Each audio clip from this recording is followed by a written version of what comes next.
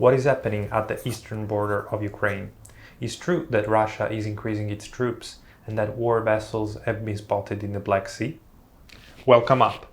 Today we're talking about the winds of war in Ukraine with the editorial co-director of his journal, Claudia Bettiol, directly from Kyiv. Hi Claudia, welcome up! Ciao Gianmarco, and hello to everybody. I'm very glad to be here with you. As far as we know, Ukraine has been at war for years now.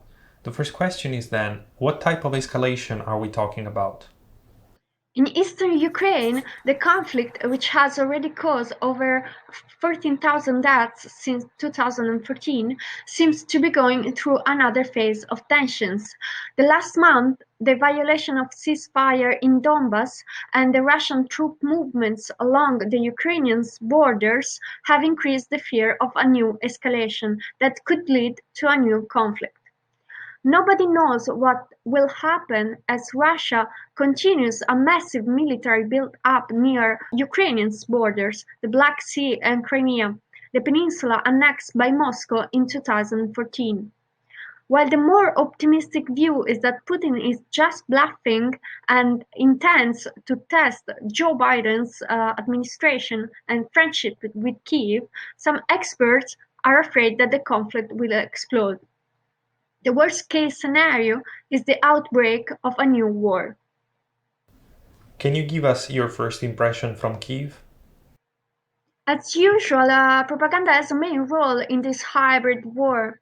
Russian propaganda is warning on how the Ukrainian security forces will attack Donetsk and Luhansk, and that the Russian-speaking community and population is actually in danger in Ukraine. Since April, the tension has reached a peak, and most residents of the regions are seriously concerned by that. Local separatist authorities are deciding whether to evacuate residents from the frontline areas.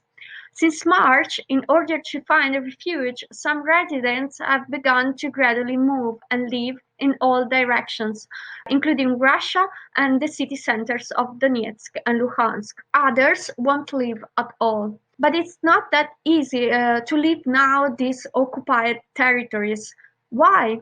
Because the borders and all the checkpoints towards Ukraine are actually closed due to the COVID-19 pandemic.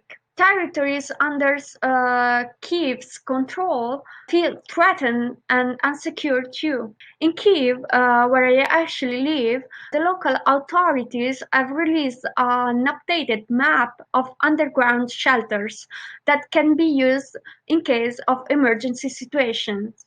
Okay, but why now? What does it seem to be the problem? It appears unlikely that Russia will concretely try to occupy Kyiv. Some experts have cautions of a Russian westward offensive. This operation would probably start in Mariupol and continue towards Berdyansk in the south of Ukraine. Depending on the scale of Russian ambitions, the offensive could run all the way through the major city port of Odessa. Such a conflict would be entirely different from the quick and easy Russian annexation of the Donbas, and probably the problem may not be the Donbas anymore. Moscow's strategic goal seems to be more focused on the North Crimean Canal, which represents the biggest water provider of the peninsula. Moreover, Russia is interested in maintaining a strong military presence in the Black Sea. The situation is very critical for Crimea right now. Until 2014, the region's water needs were guaranteed at 85% by the North Crimean Canal, which connects the peninsula on the Ukrainian territory. But now the supply depends totally on Moscow. In fact, following the occupation, Kyiv has blocked the water flow and will not reopen it until Crimea returns to the Ukrainian territory. For Russia, the water is essential since Crimea is going through a period of water crisis. The Sea of Azov and the Black Sea are also strategic points here. Last Saturday, for instance, a detachment of 15 ships of the Caspian Flotilla crossed the Crimean Bridge through the Kerch Strait and entered the Black Sea. Moscow liquidated the move as a mere military exercise. Is there an international diplomatic attempt to de-escalate the situation? Moscow intends to impose its will. That's why Minsk agreements remain very far from being fulfilled. Driven by a drastic drop of consensus, President Zelensky stopped the dialogue with Moscow and changed strategy by focusing on the usual support of Western countries and recurring to a campaign against some oligarchs.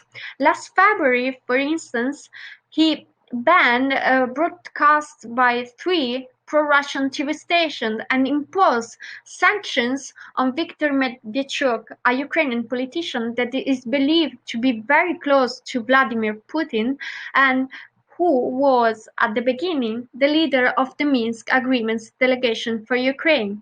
Moscow didn't like the move, of course, as much as it doesn't like the Western interference in Ukraine. Ukraine, NATO and Western governments have long accused Russia of aggression, imposing economical and political sanctions, while Kyiv has been asking for international help. In a recent conference with the leaders of the so-called Normandy format, Zelensky, Macron and Merkel expressed their concern about the situation and called for a withdrawal of troops with the objective of the de-escalation. They underline, as usual, the independence and the integrity of Ukraine and the need of a full implementation of the Minsk agreements by both sides. But the meeting was basically rhetorical and unsuccessful. In fact, Ukraine is not an EU or NATO member. It probably will never be. So the country is only partially protected by the Western alliance, and Moscow has long warned Ukraine against joining the NATO. The reasons are pretty clear, or obviously. Ukraine is a country caught in the grip between two opposite worlds, a buffer state that is necessary for the geopolitical balance between the East and the West. A light of hope could be represented by a bilateral summit Biden has recently advocated with Putin.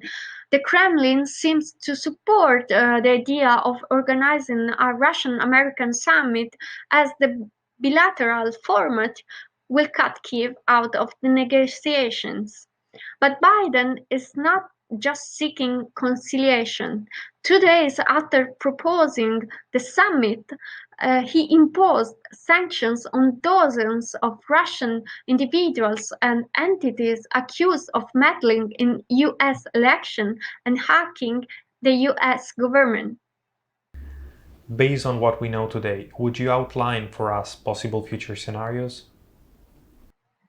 There are at least three possible scenarios here. First, the tensions remain high, but nothing changes. In this way, Donbass would turn into a new Abkhazia or Transnistria.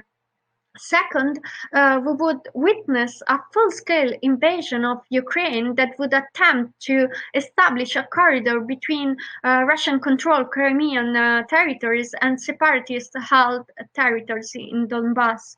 Third, an escalation of fighting would force negotiations. These last options include the mandatory resumptions of fresh water supplies to Crimea and direct negotiations between Kyiv and self-declared governments of Donetsk and Luhansk.